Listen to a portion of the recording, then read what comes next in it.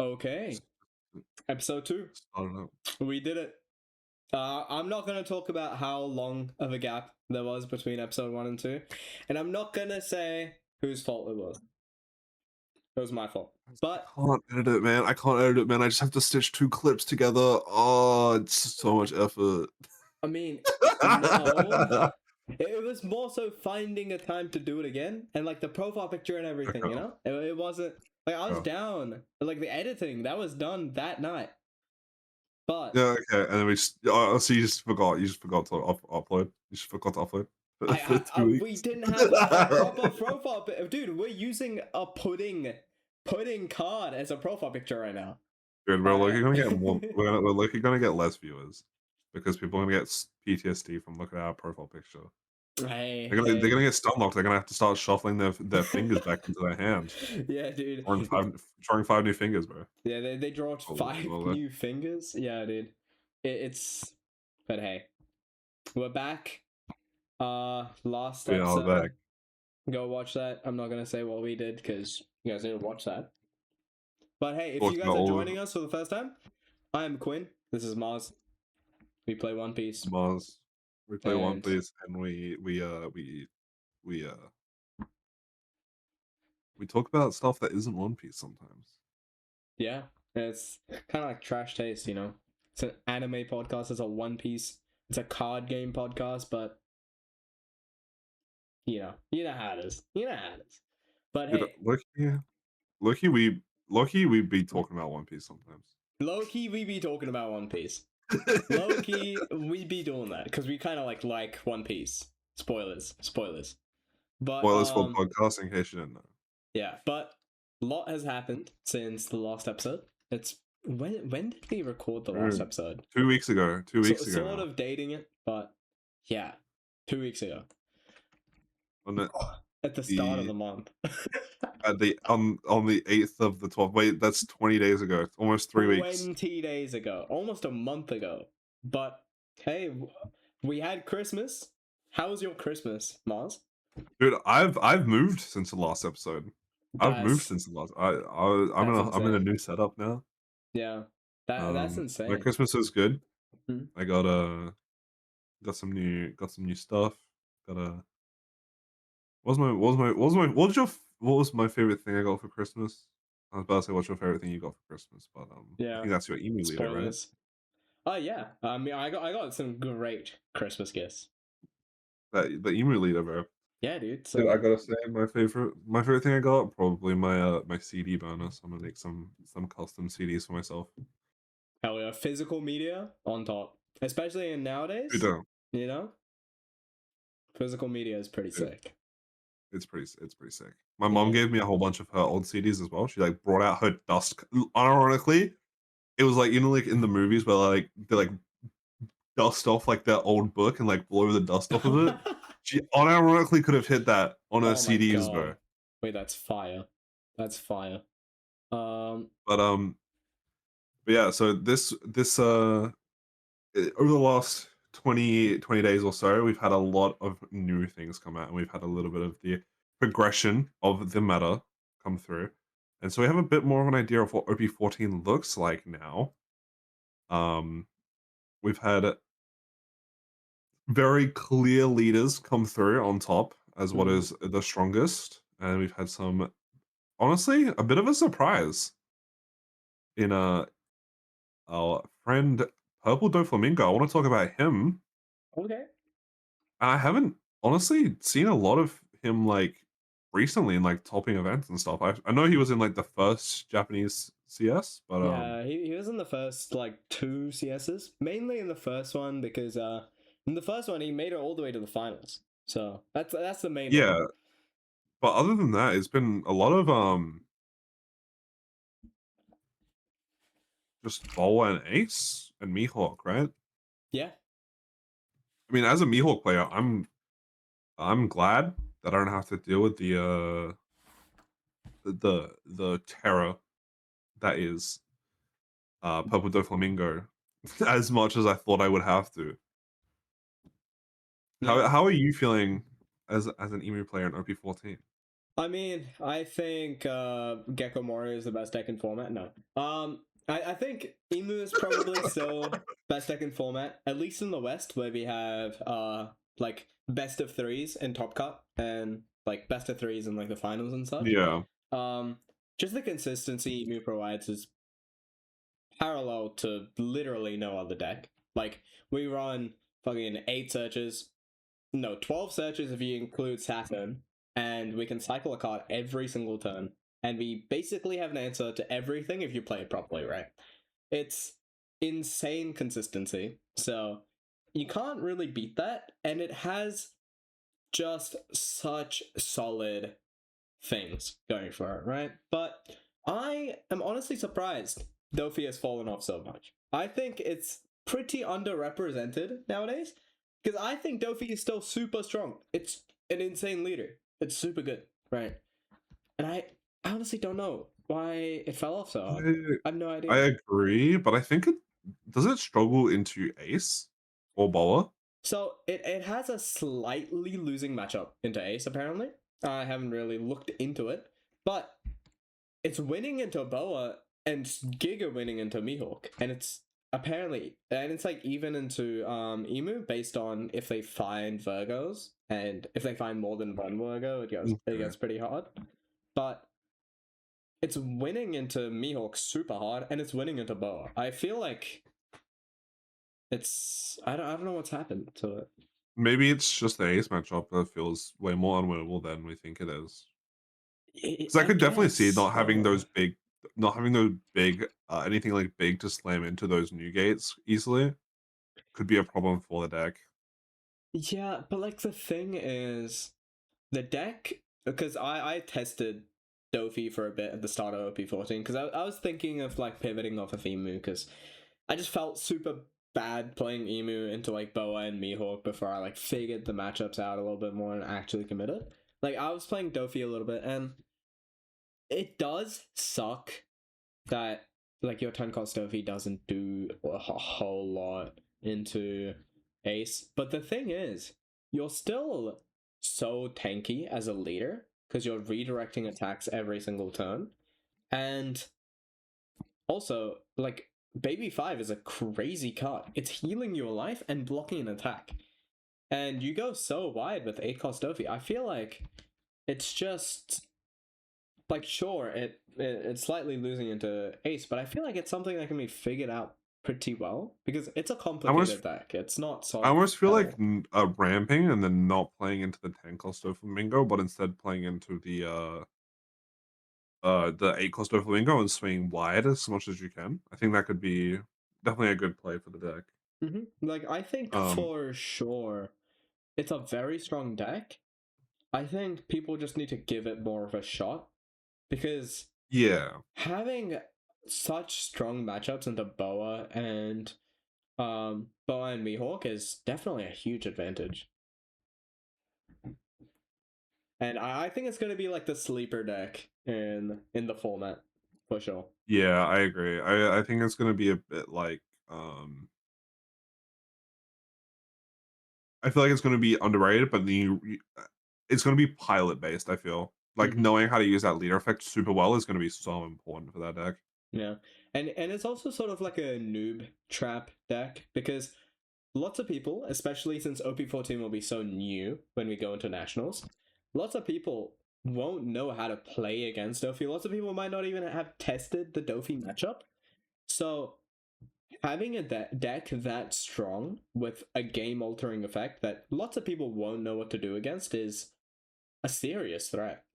And I think it's Uh good. it's also a bit of a noob trap for the people who want to play the deck. Mm-hmm. We know how like it's obvious like how important the like board is to the like in the One Piece game. Obviously, you need like a lot of board to be able to get like multiple swings through to pressure the opponent's hand as much as you can.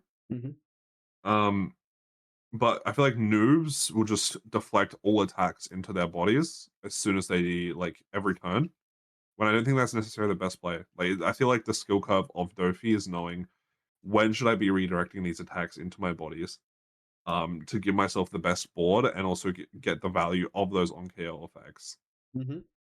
And I also feel like, because a lot of people also play the deck very differently because there's just so many options, right? And I feel like I've seen a lot of Dofi players, especially because Dofi, it's all about board, especially into matchups like Ace. Like, you have to go as wide as possible, and when you find the chance, you can use Divine Departure on one of their new gates and take it out, and then try to take as many resources as you can. So, knowing when to redirect the attack into your leader is a huge factor. And I don't see enough people doing that. That's true. I didn't think about the fact that you can redirect the attacks into your leader as well. Yeah, exactly. That's why it has a insane matchup into Zoro. Not that Zoro will be all that relevant, Yeah. but just like redirect it to leader. What's he gonna do? But yeah, something you touched on there quickly is you talked about our nationals here in Australia.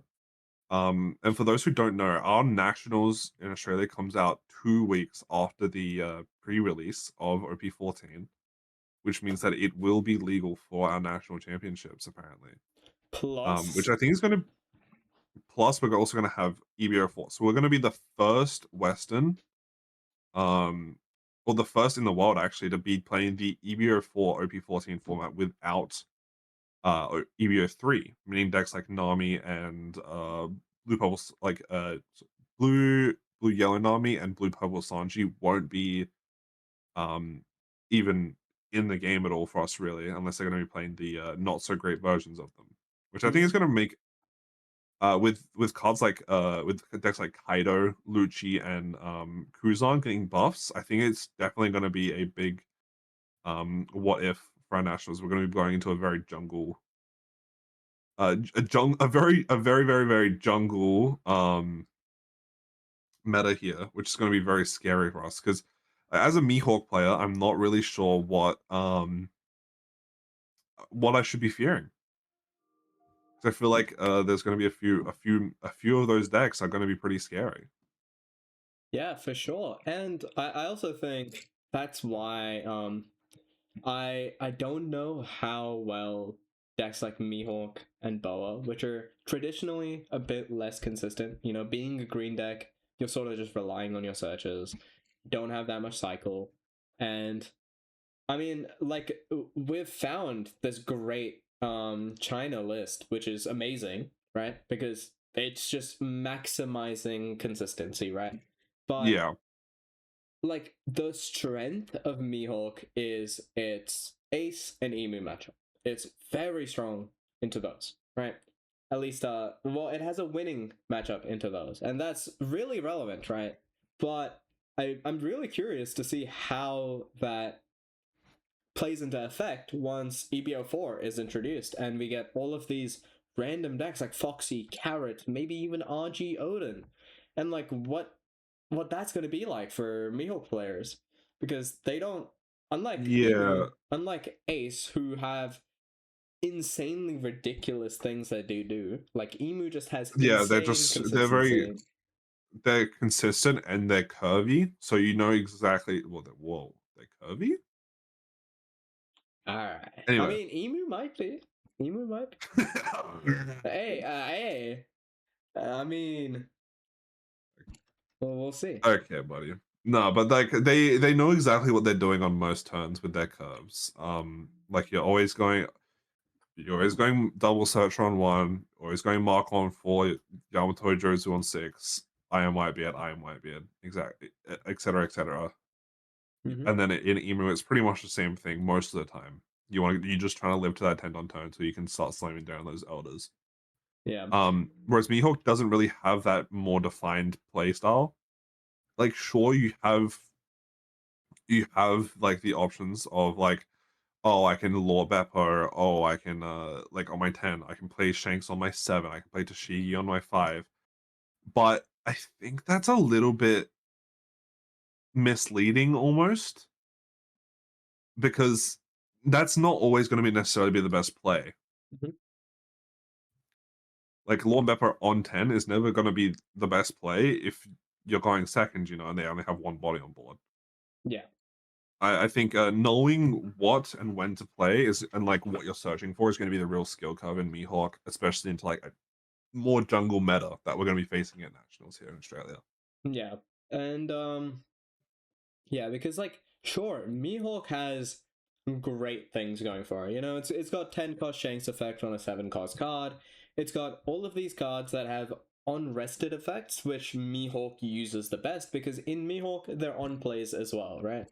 And but it's never really gonna be as strong as something that Emu and Ace bring, which are game changing effects. Like Ace has so many resources. It just it's just ridiculous what it can do as a 3 life leader. It's just throws all the Dude, fundamentals out of the fucking game. Ace is off today. Oh, Yeah. bad deck, man. And Emu single-handedly has killed an entire playstyle of decks. You can't play control because if you hit Emu, you lose. So it's like these things, they have such strong such a strong basis in the game. While Mihawk is strong into those two, but what about when you face a random anything? Like it's gonna be interesting to see how it goes. But I still think it's a strong deck. It's definitely not solved. And we can see that by how different every single list from the East has been so far. Yeah, It's crazy. I was even thinking up like a more mid-range Mihawk list Yeah. earlier today, where it's based around like 5 drops playing Peronas and making sure you're just as sticky as possible on the board with like Perona and Uta, and Yeah. just playing out like 5 drops over and over as soon as your stuff gets like KO'd. Dude, fuck it, I man. think it could be. Play 8 cost Rosinante Seeker, bro.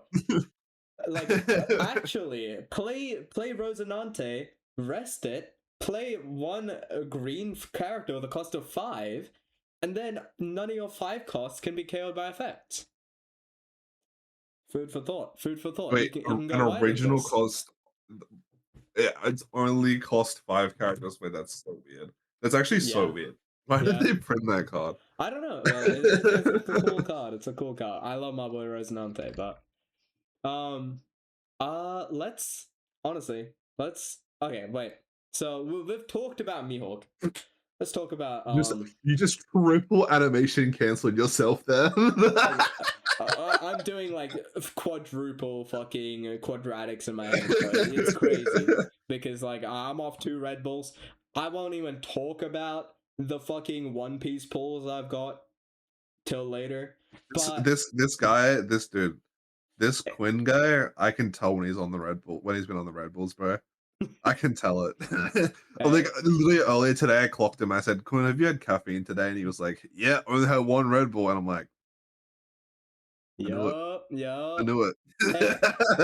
Hey, it's better than the forbidden fucking Nodos tech. We won't even get into the Nodos, but I was gonna overdose.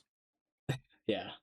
But the next big fucking elephant in the room.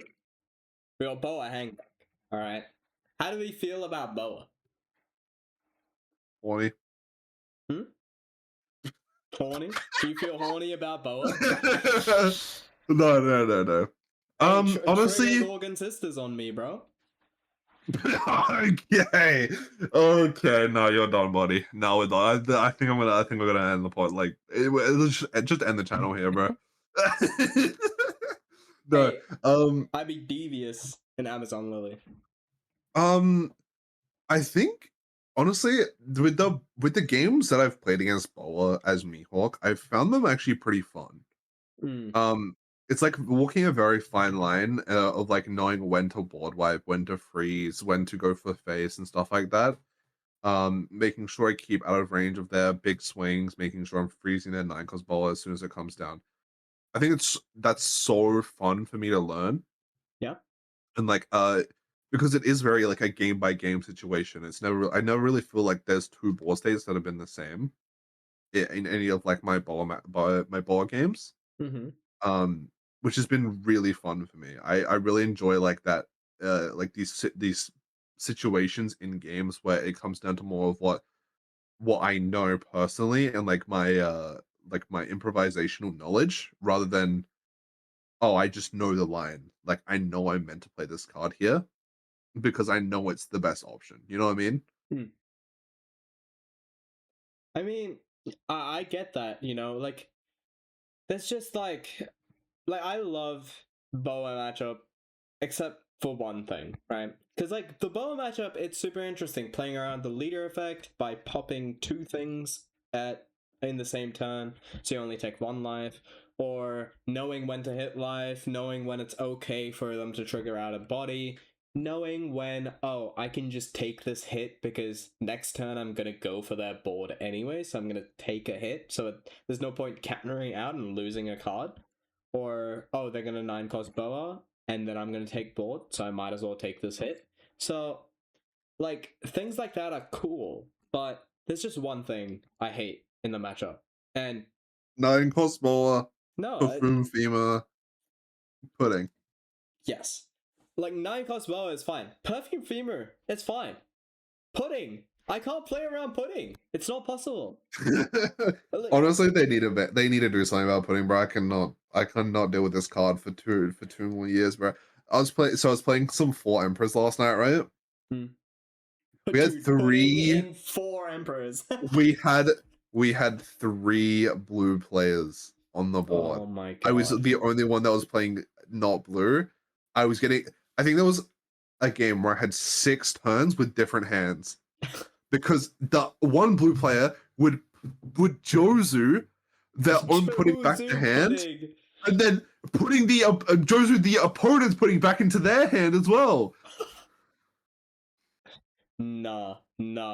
There was some blood feuds made last night, but I swear, I Yeah. like legitimately every turn I was just picking 5 off the top and playing that, bro. It was Yeah, like oh my god. It's just something that I can't play around. Cause like everything else in the Boa matchup I can play around and I can do something against and I can prepare for. yeah. But if they hit me with Perfume Femur Pudding, I just have to get lucky and draw my counter events again. And it's like, Yeah. come on, man. That- You can't have unblockable and shuffle your opponent's hand? That's fucked up. There's literally nothing that you can do other than hope the top 5 cards in your deck are Like all counter events. like right now, my game plan is to starve the Boa because then I can they find less Perfume Primo, less pudding. I was gonna say, I was almost gonna say like there's a skill curve to it because you could like stack your events in the right spot, like off of your searches because you go through entire deck. And then I realized no, there's not because you shuffle your entire deck when they play pudding. Yeah, but right now I've had some games where it doesn't matter if they pudding because my game plan has been to get down to like 10 cards in my deck and then And all 10 of them are just Shirahoshi my events back into my deck so that there is actually a high chance I draw my events back. Because let's say they putting Perfume Femur, that's 6k on their 10k, so I just need what 3 counter events? 2 counter events, 2k, 2k, 1k. They're swinging 15. 15? Yeah. So you need 4k, 4k, 3k. Is it 15? Yeah, because it's at 6 plus 9. Oh, it's a 9k body. I thought it was a 10K. Wait, no, it's a 10. Wait, Yeah, you're so right. You're so right. So 4k, I was thinking 4K. 9 cost means it has 9,000 power. Yeah, maybe back in the day, bro. But Yeah. yeah, it's just like if they have pudding, it's unplayable. Because if they hit pudding, Perfume Femur, you just scoop. It's just GG, right? Thankfully, it's quite unlucky if they do, right? Because you're starving them. They can't search pudding. Sure, they have a lot of cycling, but it's If they do have the pudding in their hand, you can pressure it out of their hand as well. yeah. Like if they putting Perfume Femur fucking 17k Boa, just GG, bro. Gee, well played. Just scoop and go Whatever. next, bro. Yeah, but like, Like the skill curve is playing around, not going to zero life, kind of. yeah, but the thing is, as emu, you just have Yeah, to. you only have 4 life. Yeah. You only have 4 life, and you don't have any bottom deck or freezing. The only way to get rid of their bodies is by killing them. So you have to take the lives. So it's annoying, but thankful. I've played against a lot of boas on the sim. I've played some in proxy locals. I have never been putting perfume femid. I want to keep it that way. So, but Hey man, don't ever get me on the ball. You know I high roll like fuck whenever I verse you. dude, this guy. I was versing this guy as some Mihawk practice on the sim. Brother, the amount of times I was starving him, and he always had 7-cost shanks, and he always had his 1-drop E-show. My one over Isho. His 1-off E-show. I was like, bro, what the fuck? Yeah, but Nah, just draw would be better. It's lucky that's lucky the skill cover of the One Piece card game. Just draw better. yeah, man, just high roll. Just high roll. But no, it's fire. all right, now that Yeah. we've talked about OP14 again, Alboa, Mihawk, Ace is still running the exact same shit, isn't he? yeah, Exact same stuff in Ace, isn't it? Yeah. I mean, it's easier for Emu now because he's running less Roger. He's running and he's running more like grab blades and stuff to deal with Boa and such. Wait, yeah, Roger meta is over? There's less Roger. It's not. I would say more so, yeah, because there's less Emu and less Roger, and Yeah, well, less. it's Emu, like the top 2 decks less blocker. Yep. Mm-hmm. So it's like, you know, you have to tech more grab blades to deal with Boa, to deal with Jinbei, to deal with all these random decks. Yeah. So it's better for Emu, and Emu's getting 4 more 4Ks, which negate stuff. So God, Emu is such a scumbag, bro. He'd be out on the street shaking his cup. More spare 4Ks. Spare 4Ks. I mean, they printed all of OP14 to counter Emu, and he's still best deck in format. I don't know. No, he's not, bro. No, he's not. No, he's not, Emu bro. is best deck in format. Like, for sure. There's no way. Emu is definitely best deck in format. Sorry, weren't you like so close to like swapping out of Emu because you were so unplayable into Boa? Yeah, before I fucking grew the fuck up and learned the matchup. I was like, I spent so much time learning the Emu mirror and the Ace mirror and the Zoro and dude, I loved how you this guy full on had an identity crisis. Like one night he spent there like he was like, bro, what if I just play Kura? What if I just play like red, yellow, Sabo? What if I just play this guy's playing anything to get away from playing Emu, bro? I was on the VY Morio train. Bro, I ordered the cards. I got fucking mind controlled by Abster and Renene, bro. It's crazy. I got fucking mind controlled. I was like, wait, this is best deck in format. Fuck, man. Hey, they're the reason the PRB Moria has like gone to the moon. So I'm not even complaining. I'm not even complaining. But oh my god. Let's get back on topic. How about we discuss the other half of OP14, EB04? Let's talk about the EB04 cards that are coming out in January for us, and let's just go through them. Sounds good? Okay. Well, I mean, let me pull up the card. Let's go over the ones that I think will most affect the meta currently, which is the purple Animal Kingdom support here. Okay, so Kaido. I think, all right. Because Kaido is going to be a threat almost with these he's going to be our new potential a new potential man, where if he high rolls, you just lose. Yeah, he is the potential, man. Of course, into Emu, this is the benefit of playing Emu. Emu is a deck where these game breaking, he just has the game breaking effect that, oh, none of my unks can die to effect, so fuck you.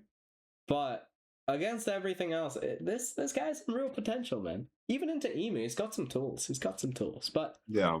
do you want to go over the first Animal Kingdoms card, Queen?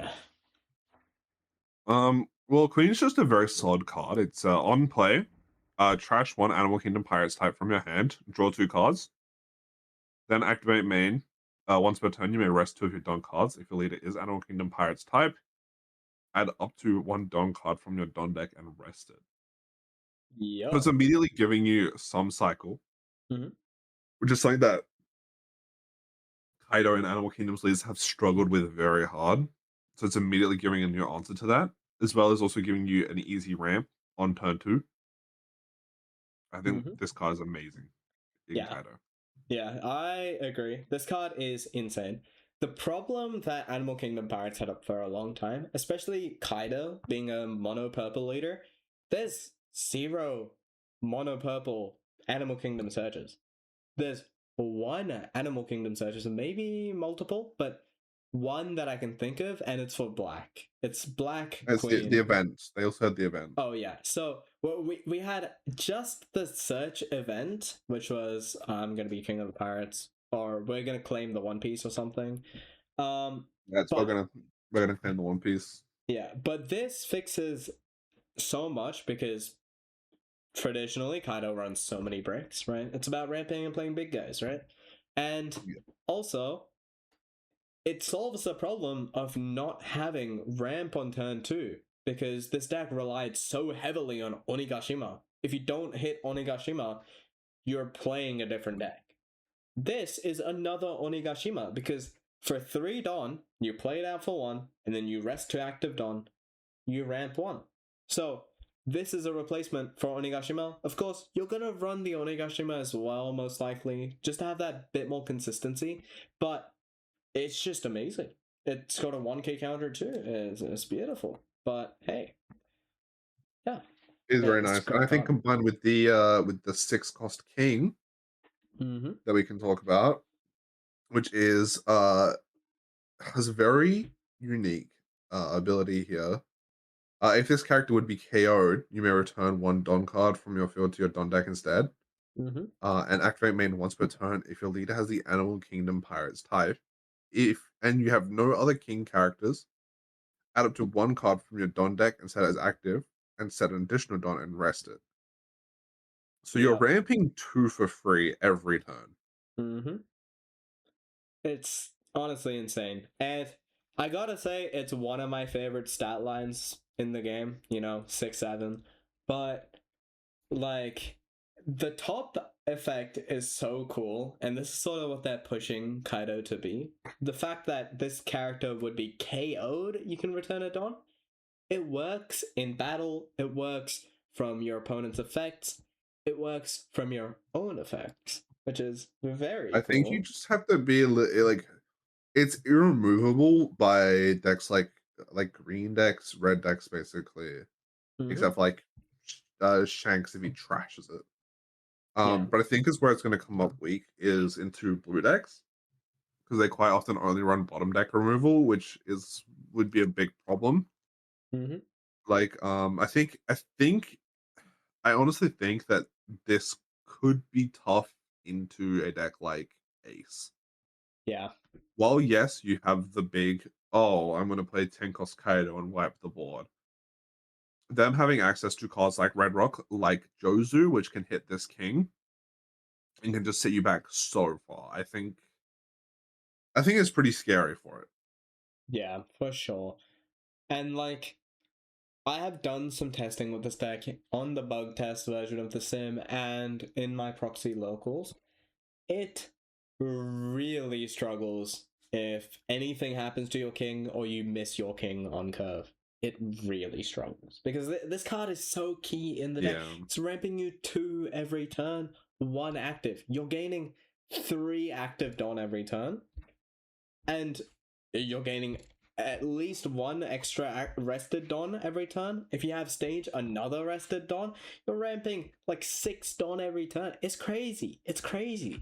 But yeah, it's if you miss this, it's so devastating. And And especially with a deck like Ace, where it can just triple search into a Jozu and then pop it. yeah, it just like even returning to your hand, you lose so much tempo from that. Yeah, because you're It's 6 disgusting. on behind now. Yeah, it's honestly disgusting. But against decks that don't have any bottom decking, it's a really strong card. It's a really strong card in general, but it has a clear weakness, and I don't know how they're gonna overcome it. But hey. Yeah. The next Um, card, unless you have more to talk about. I think that no, I was just gonna say the 7-cost Kaido could be very good into Emu. Yeah. So the next card is a 7 cost 9,000 power, strike attribute Kaido. So this Kaido has the same effect as the king, where if this character would be KO'd, you may return 1 Don card from your field to your Don deck instead. And on play, Don -2, if your leader has the Animal Kingdom Pirates type, this character gains Rush, and it rests up to one of your opponent's characters at the cost of 7 or less. This effect is insane. This is one of, if not the strongest cards that Kaido has, right? It's so strong. It's a beautiful stat line of 7 cost 9k power. That's pretty much a vanilla stat line. And it's got Wait, wait, Rush wait. and Rest to 7 No, cost. that's a 7-cost 9,000 power, and rest of the card. Yeah. Shanks. Alright. But hey, it doesn't have Rush. It doesn't have Rush. This has Rush, True. and it can't be KO'd. It's super strong, right? And like I heard you say that this might be troublesome for Emu, but I don't think Emu gives a fuck. that Yeah, I think okay. My overall thoughts on like all this new Kaido support is that it's gonna be good, um, into some decks sometimes, but I think that into like Emu, Ace, and Bulwa, I think it's gonna really struggle, even with all the new support. yeah, it's like it's a really good card, but like sure, Emu has no way of removing Kings and Kaidos from the board, but the thing is, Emu doesn't care about tall boards because he's just gonna block every turn, and he's got so many 4K counters, right? But like, and you're also exerting no early game pressure, which is what he cares about more. So you're sort of letting Emu get to 10 Don pretty safely. Maybe he takes 1 or 2 hits, but you can Yeah, Emu can pretty easily play around taking uh the second hit, right? He most likely he's gonna reach 10 Don with 3 life.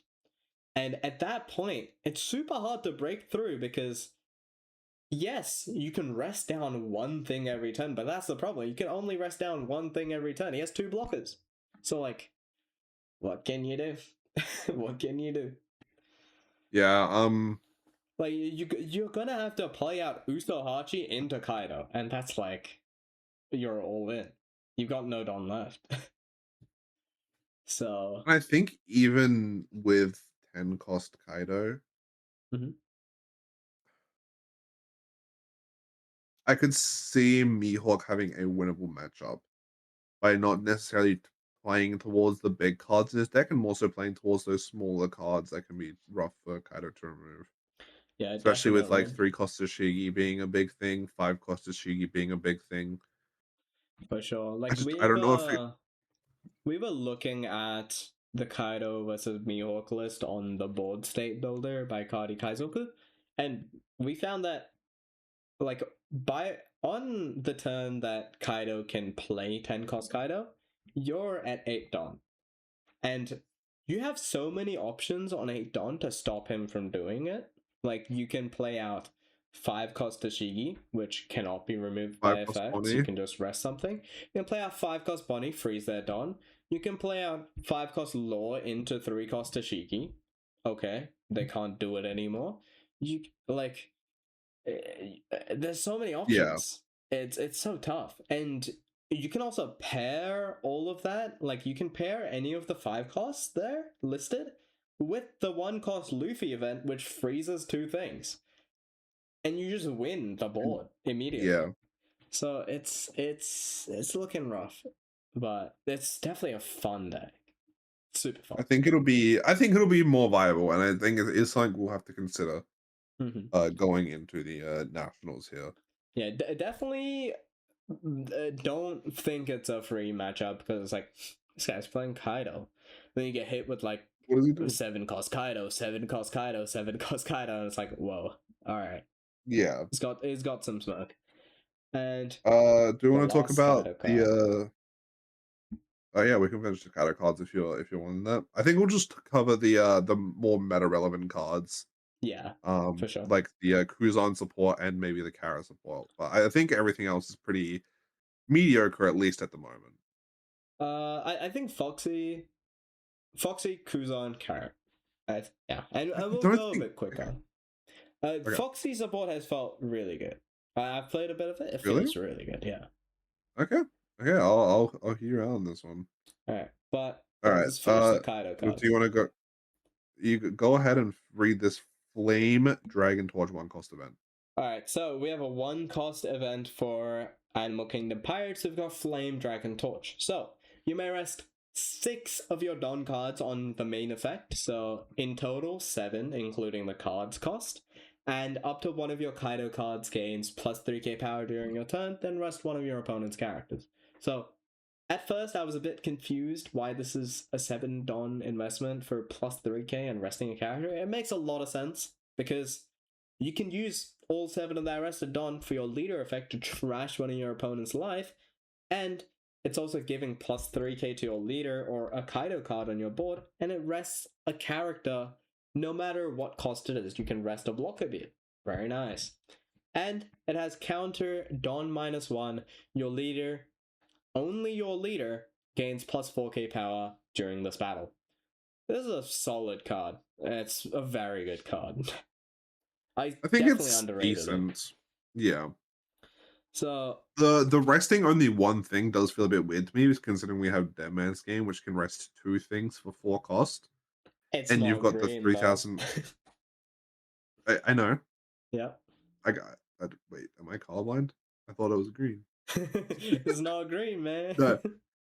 No, considering we have a card like Dead Man's Game in the game in general, resting 1 card for 4 Don effectively, since you're resting 3 Don, since you're resting 7 Don, but you're giving something 3,000 power for this turn, I can see why it can be I mean, I guess because you can Don minus without that character losing power, so you can destroy their last life before you swing, maybe. Yeah. Okay. Well, I can see the usefulness of this card. Yeah, it's a solid card. I've used it a few times. It's like, at first I was like, why is it 7 Don for that? But being able to rest anything and buff your board, and having that 7 rested Don, very important number for Kaido, because you can Don -7 and trash the opponent's life, and you're not losing any value, because you still used that 7 Don, right? Yeah. Unlike if you attach Don and swing, maybe if they're at 1 life, then what if they just take that? Now you miss value, and it's like, that's also why this Kaido card is amazing. It's 7 cost, so you can play it down, rest the 7 cost, gain rush, and Don minus. Beautiful. Also, I at first I thought, why does it only buff your leader? Makes sense, because if Kaido or King were to be KO'd, just return a Don, who cares, right? Yeah. So it's like, they're never going to get your board.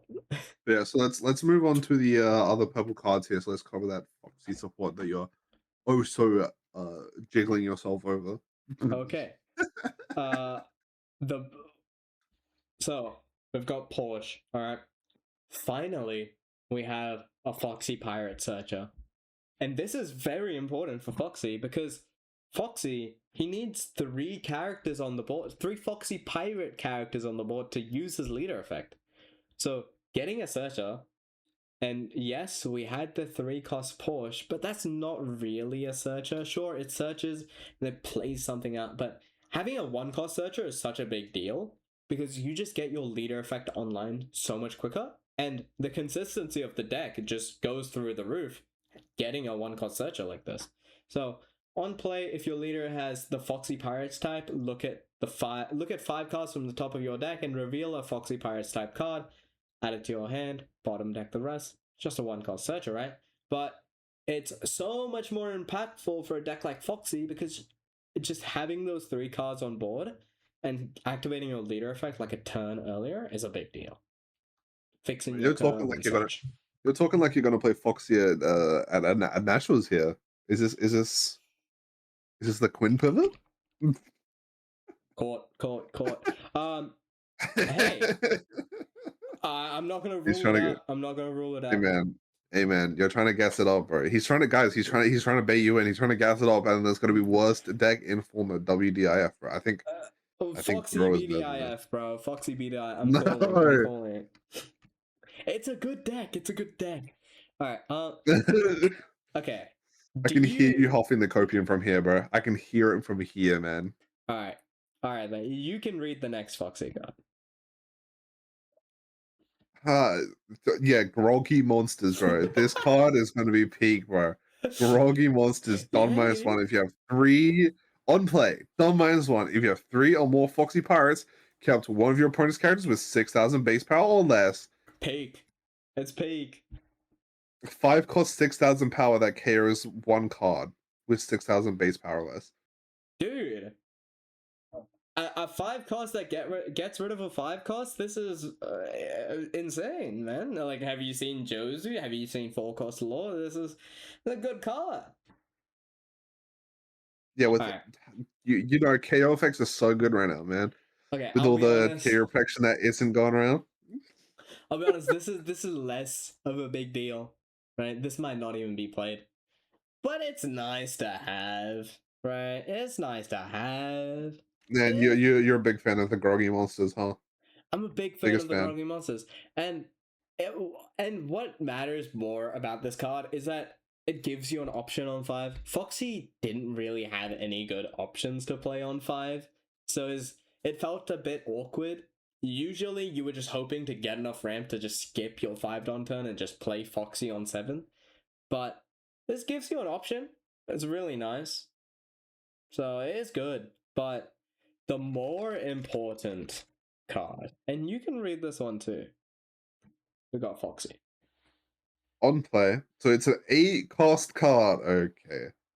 Dom It's -1. good, If your man. leader has Foxy Pirates type, draw 2 cards, trash 1 from hand. Then rest one of your opponent's characters with cost 9 or less. Yeah, dude, that's good. Activate main. Once per turn, add up to 1 Don card from your Don deck and rest it. Okay. It's a good I card. get. Why did they limit it to 9 costs? Yeah, I hate that they limited it to 9 costs, but It hey, instantly makes it terrible into Ace. that's true, but at least we have this, right? And one of the problems of Foxy was that your leader effect freezes a rested character and a rested leader. So they needed to rest their character first. So a lot of the time, when you play out your 3rd Foxy Pirate card and you have all of your Don re-ramp, you didn't really have a target to freeze. This basically guarantees that you get a target to freeze. And one of the more important things here is that it's a Foxy card. And Sure, you can restand it with the 3-cost Foxy event, right? And Foxy can restand a Foxy Pirate card with 3 Don, Mega Don, Ninetales Rush. and getting a bigger Foxy to do that with, a 9k power Foxy, it's pretty strong, man. It's pretty strong. Well, we'll have to see how Foxy goes, but I don't think it'll be. I just think it lacks a bit of the the gusto needed in current day. I think it just gets a bit outvalued at the moment by Emu Ace, and I think it'll crumble pretty quickly to an aggressive deck like Bola. I mean, honestly, like we'll just have to see how it goes. But I think this shows honestly more potential than Kuzan. Speaking of Kuzan, why don't we cover his cards now? Sure, let's go for it. So, Bluegrass, you can read this. Yeah, you can read this. And I think so. Bluegrass is a 4-cost 6,000 power brick. On play, place up to one of your opponent's characters with a cost of 1 or less at the bottom of the owner's deck. And then when attacking, draw 1 card, trash 1 card from your hand. I think this card is solid, but I think the problem with it is Kuzan is already running so many bricks. Because you gotta think about it, you're obviously running your 4 Garps, your 4 Sakazukis, right? Yeah. Then you'll also be running your 4 Ice Block Pheasant Pecks. You're gonna be running 4, maybe 2 Isho, 2 Kuzans. And then you're also gonna be running 4 of the new Ishos. So that's already like almost 18 bricks already. So adding 2 to 4 more is you're heading towards half of your deck being bricks at this point. Yeah, but okay, I think like sure that's true. It has a lot of bricks, but honestly, I think it's a skill issue.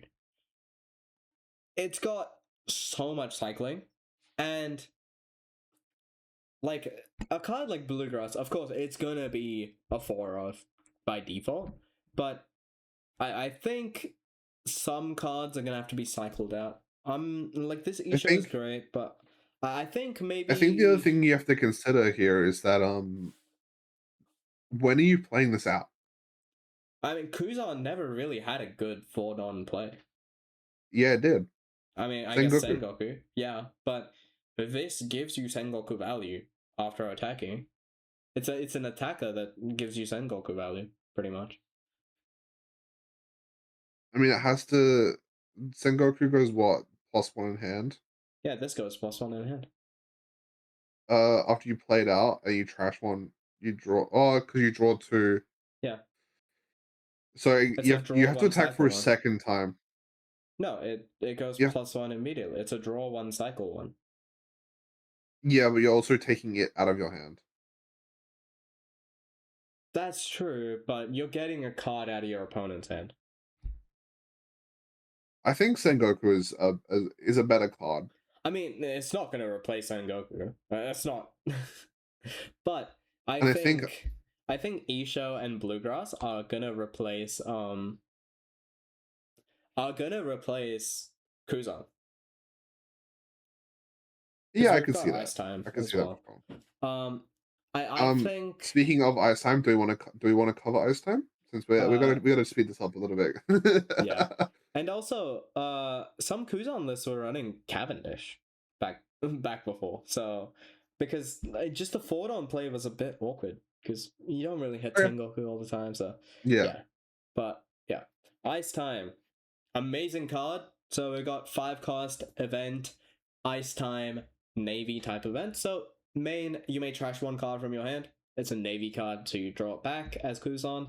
If your leader has the Navy type, up to 2 of your opponent's characters with a power of 10,000 or less cannot attack until the end of your opponent's next end phase. So it basically freezes 2 things. It doesn't make it so they can't rest, but they can't attack. So it's alright. But it's a 5-cost event, and it cycles a card. So I love this card. I think it's gonna replace Gravblade in the deck. But what are your thoughts? Interesting. I mean, I think it's going to be really solid, especially in combination with the new Isho. It's going to be really, really solid into giving yourself an extra turn of living into decks like Ace where they have a lot of big cards as well as big decks like Say, Mihawk. Sorry, I just completely blanked on the name there.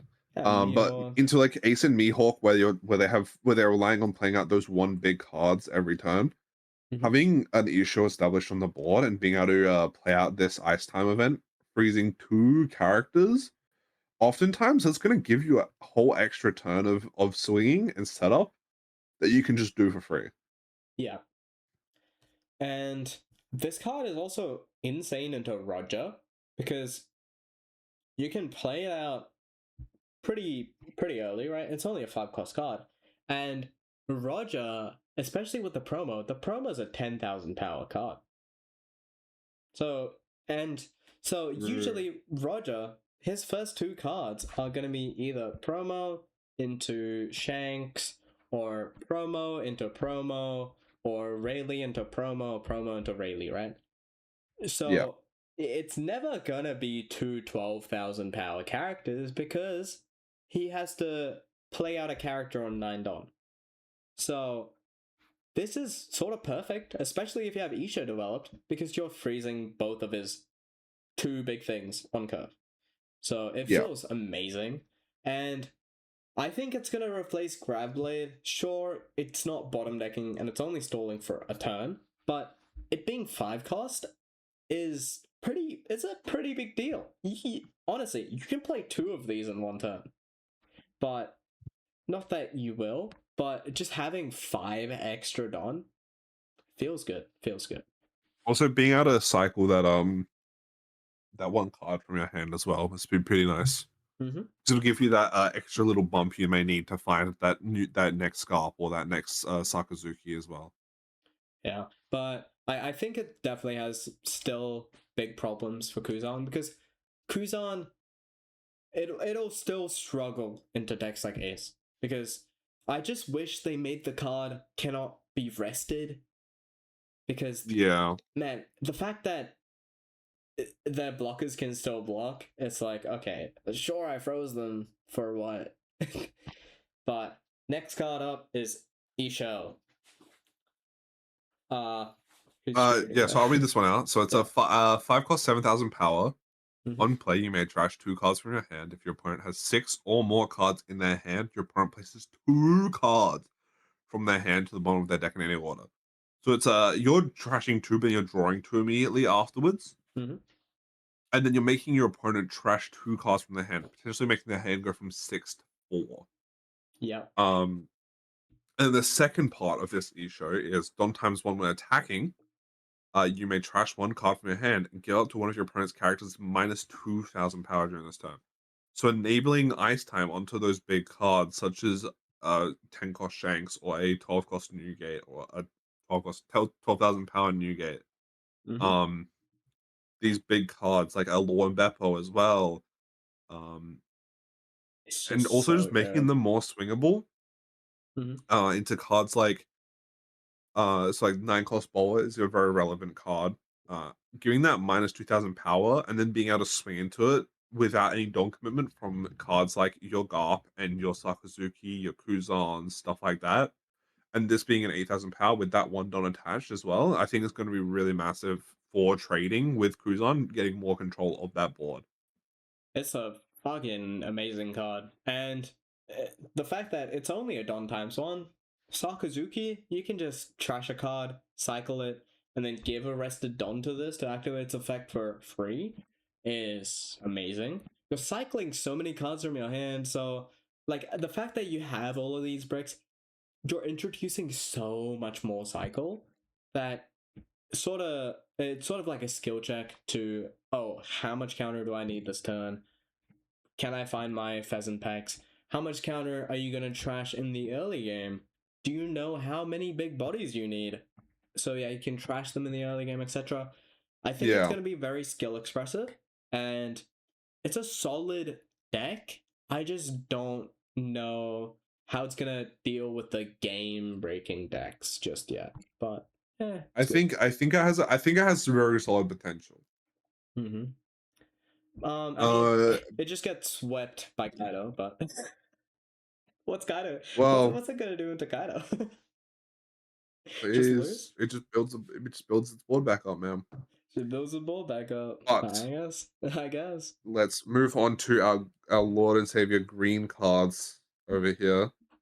I've just got a few green cards I want to talk about. I think we just talk about the new 8-cost carrot, Yep. which is the main one here, which is an 8-cost 9,000 power carrot. On play, if your leader has the Minx type set, up to 2 of your Minx type characters and your leader as active. So resetting 3 characters is going to be insane for this deck. Yeah. I think this has some crazy potential. People are sort of freaking out about this card. I mean, but the main problem with this card is that it's in Carrot. And Carrot has, I mean, I've tested a little bit, not that much, and I'm not the best Carrot player. I'm not the best green player in general, right? But man, it felt so inconsistent.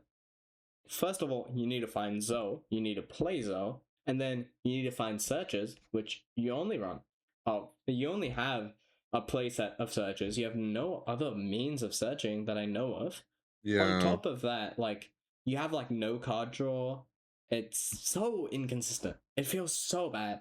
And like, as soon as you run into any sort of removal, like, it's one of your things get Jozu'd, you get Red Rocked, you get Grav Bladed, maybe your 5-cost carrot just gets Marsed. And it's like, it feels so bad losing that entire card from the board because you have no way of drawing cards. I think where Carrot will honestly struggle is its Don efficiency. Carrot doesn't really have a whole lot of that, like, Don cheating effects. It doesn't have, like, Mihawk has, like, resetting 3 Don together. There's extra swings in, you know, like, doesn't have Cavendish, it doesn't have Uta, it doesn't have that 4-cost Zora, doesn't have any of these things where it can cheat out multiple cards or get extra value. So it's really relying on its, like, a Don that it already has up, apart from, obviously, from Zoe. Yep. So I just don't know whether it has, like, enough, especially when you consider, like, Mihawk is a terrible matchup for this deck. Yeah. I think it's Just being able to freeze your stuff. Yeah. I think it's a very strong deck if it finds its pieces, but I have no idea how you're gonna find your pieces. I've seen some people Yeah. Bartolomeo from the starter deck, the Bonnie starter deck, which Yeah. draws at 1 and trashes 1 when you rest something with your effect. And that seems great, but I just need to test it more. I am not a believer. It just feels so inconsistent and sort of just like Disneyland. Yeah. Find all these pieces at the right time. So Yeah. because like but I think something that will help it. Yeah. Go ahead. Oh, sorry, you finish what you're saying. Yeah, like in a fantasy world, yes, it's amazing, right? You get your carrots out, you get your Mistoms out, and then you also lure Beppo, and then you restand everything, including your lure and Beppo, and swing a lot. But like, you gotta find that, you gotta find Zoe, you gotta have all this stuff set up. It's really, really high rolly, it feels. Yeah, but yes, it's going to be a very high roller. Yeah. I think even with like the new support we have with Mistoms and Claw, it's still going to be really tough because you're really only going to be working with the cards you have. You don't really have any other packages that you can run in this deck because you're mostly trying to run exclusively Mink cards. So like, yeah, I think the deck is going to struggle a little bit with its consistency, especially in a long tournament like a 9 or 10 round national or regional. Yeah, because like we've already seen a deck like Mihawk, and it's struggling with consistency, and it has so many more options for searches. And you're telling me a deck like Carrot is gonna be playable when instead of like Mihawk is struggling with consistency with 12 searches, and Carrot with its 1 playset of searches, it can't run Perona, it can't run a Supernova package. It is tough, but let's talk about Mistoms. Mistoms is a 6th cost, 5,000 power, 1,000 counter character that says Your turn, if you have 3 or more Mink type characters, give all of your opponent's characters -1 cost. Then, on play, if your leader has the Minx type, play up to 1 Minx type character with the cost 5 or less from your hand. Mm-hmm. So, I think the big one here is the your turn effect that gives everything -1 cost, as that then brings cards like 8 costs into range of that 5 cost carrot, which you can also play out for free from this card. Mhm. Um, I'm trying to think of what else. Like, what's a very relevant 8 cost card right now? I mean, all of None Kuzan's actually. stuff is 8 cost, but All of Kuzan stuff, but I I think mean, with in combination with LA Claw, which is a 1 cost reducing event. Resting one, so 1 cost, rest one of your cards. If your leader has Minx type, give up to one of your opponent's characters -3 cost during this turn, and counter if your leader up to one of your Minx type leader or character cards gains plus 3,000 power during this turn. Having this event along with that Misdoms, bringing big cards into range of your freeze effects is going to be a huge thing. Yeah. Being able to bring stuff down 4 cost essentially, so 9 costs now become easily restable by your leader effect as carrot. Mhm. Um, I think it's going to be a little bit scary, honestly. Yeah, like again, it's very awkward. For some reason, Bandai is doing this thing where like they make it just below the range to make it so that they hit blocker beards. You know, it's Yeah, so annoying, but everything is like, oh, you can reach up the 9 cost, but that's it. no 9 costs.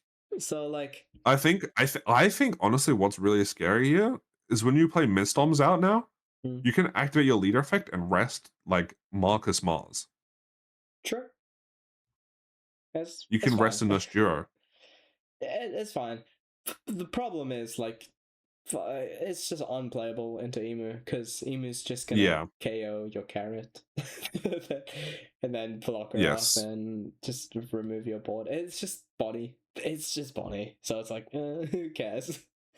But like, I mean, sure, in Fairyland you can get multiple Misdoms down, and now you can rest a blocker beard. It's just cool, but Yeah. I don't know. All in all, I super think these consistency EB04 issue. cards are going to be interesting, but I don't think they're going to affect the meta too much. Yeah, I think where these EB04 cards really shine is in EB03 because for some reason half of these EB04 cards are like support for leaders that really take into effect in EB03. Like we've got insane Vivi support, we've got insane, super insane Sanji support, but none of this matters until EB03, where their real support comes into play, so they're actually Yeah. playable. So I hate that half of the support is for leaders that matter in EB03. Like Vivi isn't even out until EB03. Like, don't tell me this is playable with the old Vivi, man. It's not. Let's be real. It's not. Shaka Impel. Yeah, Like, none of the cards for VV that they're releasing in EB04 are going to be playable. it's like, come on, man. Why couldn't you give some other leader But then support? again, And it is Australian nationals, so we will have some weird off meta stuff coming through and being like topping somehow. yeah, Hey man, my figure something regional out. during during UP Luffy tier 0 meta, my regional for my state was 2 buggies in the grand finals. My God. Hey, I mean, I guess they dominated the Bella Betties. They just destroyed Yeah, them. correct. I mean, hey, I shout out Buggy was a menace, bro. to well, shout out to Steve D Pirate, man. He goes to my locals. He's one of the buggies there. My God, my God. Is that the guy I beat the one time I went to your locals? I don't know, man. I went to Buggy in the finals, man. And I swung I'm not like sure. 7k leader and I won the game because he had no 2ks as Buggy. It was ridiculous, but yeah, Buggy was a crazy deck. It I was so look, you think strong. Buggy could come back. I think Buggy could come back if Emu ever gets hit. I think Buggy can seriously come back. Honestly, I think Buggy could seriously have a good showing in this meta as well. I think the problem is that like Boa's stuff, a lot of Boa's stuff go to 6 cost for no reason, and like 5 cost. Why is Gorgon Sisters A 6/5? Loki? Because yeah, No, like no, Loki, why is it a card? yeah, it's so. I hate it. I mean, I'm fine with everything Bo is doing except for pudding. Like, Yeah. It's strong. Feels so It's strong. It's disgusting. not broken. It's strong. Like, cause Boa, all of her stuff is strong. It's good. It's great. What Adding is with pudding to the Bandai mix- and printing? What is with Bandai and printing blue characters? Blue leaders with 2-liter effects, bro. Yeah, dude. I don't know. It's crazy. But how about we talk about no more treasure cops online? What's up with that? Why? I mean, I mean, honestly, I'm not mad that they're not running the online treasure cops anymore. I think it'd be cool if they like upped the pricing on the store treasure cops a little bit, or held like more regional events per year. Because like for me, I don't want to like spend $300 on a flight to travel to go to a regional, you know? Yeah. Because like Australia's very big. There's only basically one regional that you can go to locally. I think it'd be cool if they ran like their treasure cops as big events, like in each state or whatever. But Yeah. not having them online anymore and then running them as side events at regionals seems really weird to me. That seems so weird to me, man. Yeah, that's crazy. Like, I don't know too much about it, but I'm still gonna yap because fuck you. If you correct me, that's just more. That's just more engagement, bro. That's just more engagement, bro. Whatever. I don't care. Hey, but I hate the fact that, especially because there's side events in actual big like regionals and nationals and such moving forward. Yeah. A lot of the time the treasure cup pricing is better than the main event pricing. What's up with that? Yeah. What's going on? That makes no sense. Yeah. Like, because you'll be able to get serial Zars, like serial Zara leaders as pricing. Like, you're whereas telling me for the which go for like they go like for ridiculous prices serial Zars. It's crazy. Like, you're incentivizing me to lose the main event, participate, and do better in the side events. It just makes no sense. It makes. I mean, I don't think it's necessarily better pricing. I think it really depends. I think the risk to reward is higher in the treasure cup. Yeah. Because if you like, let's say you have to top 4 to get the serial Zara. Whereas if it was at like nationals or whatever, we were doing the math before the podcast, and the promos that you get from like top 512 top 256 as well. Yeah. Insane, like about it's like more value than what you'd get for top 256, which is just the 6 packs you get from playing the treasure cup. But I'm not a big fan of how they're running it as like, I think side events should be encouraging fun things. Like I think side events at events should be like off meta leaders or 2-on-2 or 3-on-3 events. Not just, oh, you come to this place to play super competitive and you flunked out. Here, come play super competitive over here as a second chance. Like I don't know. To me, that just seems like, why don't I feel like side events should be fun. Yeah, for people that don't want to play the game super competitively as well. Yeah, and it also sucks for the competitive players because every time they're going to a big event, they're essentially also missing out on another event. Whereas if they just did it at separate days as 2 big events, they could go to them both and have a chance to compete for both events. But it sucks that, oh, in my own country, in my own, like, fucking, in the same venue, I can't play both events. I have to miss out on one for a chance to do better in the other. And it's like, it's also really weird. So like, let's say you go like 6-0, right? and then the side event starts, you have to choose, okay, do I hope that I go, well, let's say you're 6-1, right? You got 2 rounds left in the Swiss. You're like, oh, do I hedge my bets and just go play the Treasure Cup and start over and hope I do better there? Or do I go, or do I continue playing this regional and hope that I can make top cut? You know, I think that's just you shouldn't be putting your players in that position. Yeah, it's just a bummer. I don't know why they're doing this. It feels super weird, but I don't know. Especially for because like a lot of my friends as well, and a lot of the people I've spoken to, they don't want to travel to go to treasure cups because a lot of these treasure cups, especially in Australia, as Mars mentioned before, you have to travel so far to get anywhere in Australia. This place is fucking Like basically, miserable. if it's like a state event, you're driving 16 hours or taking a $300 flight. Yeah, because there's a giant desert in between all the major cities, and it's like, what the hell? So, it for those people, it sucks because we can't play online treasure cups anymore. We have to go in person or just not go at all. And it's like, what are we doing here? What are we doing here, Bandai? Yeah. I don't know. It's odd. We'll have to see how it actually happens and like how they deal with it. Maybe we just get a lot more in-person events, and Okay. who knows? It might be Who better. knows? I mean, I'm hoping. I had a lot of fun at the regional I went to this year, and I wish I could go to more. But with the space that we have, like with the cost commitment that it is to do that, it's just a bit too much for me, which is why it sucks. But I really want to play a lot more competitively next year. But yeah. Yeah. So as we're kind of heading into like the end of our time here, I just want to end off on a more positive note, and I want to ask you, what is the thing you're looking forward to play for fun the most next set? Like, what deck are you looking to play for fun next set? Emu. No. What I'm looking to play for fun the most.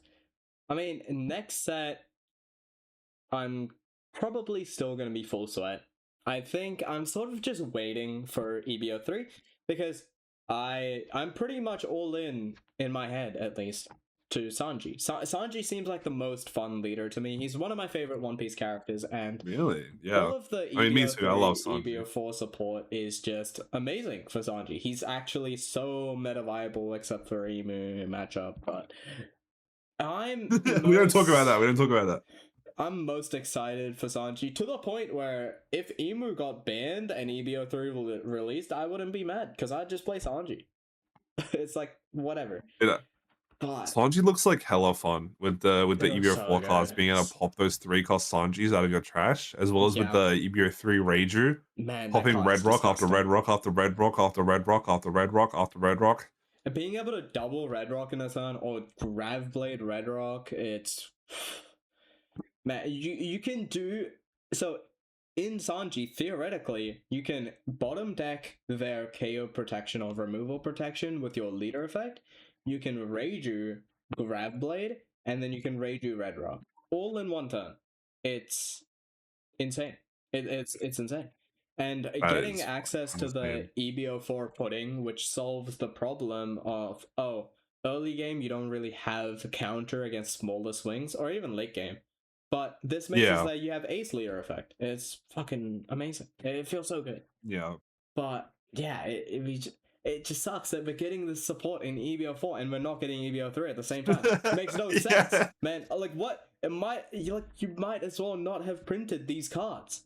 It makes zero sense. The real question is, are you going to be picking up the Reiju milk carton? Yeah, dude. Yeah, we're gonna be drinking out of that all day long. We're gonna be fucking rationing that until the next ages. That's the void century in that carton, man. It's insane. We're gonna be writing poneglyphs about this shit. It's crazy. The One Piece is the Reiju milk carton. Yeah. Yeah, and yeah. Me personally, I'm looking forward to playing the Shiro Energy next set as my fun deck, I think.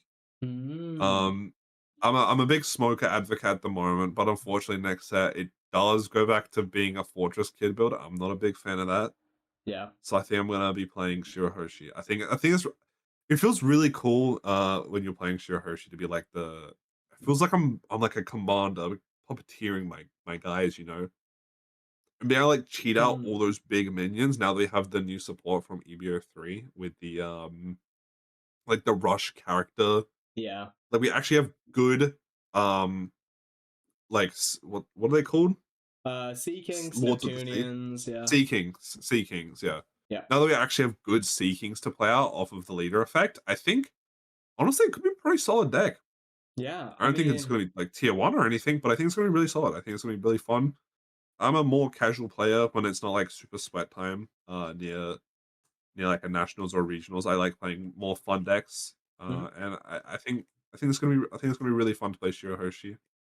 I mean, hey, I think Um there's for some reason in Australia, if you go to any locals, I swear, there's always that one guy who plays Shirahoshi.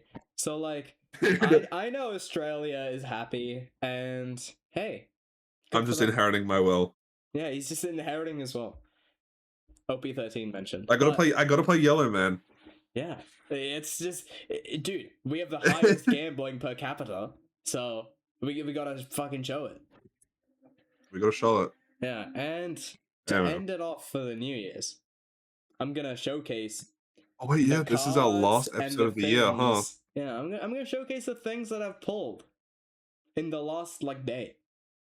All right. I'll do the audio transcription of what your images are. All right. So For anyone who listens, if anyone who listens to the audio version, what is this guy whipping out right now? where the fuck did I put it, bro? guys, he lost it.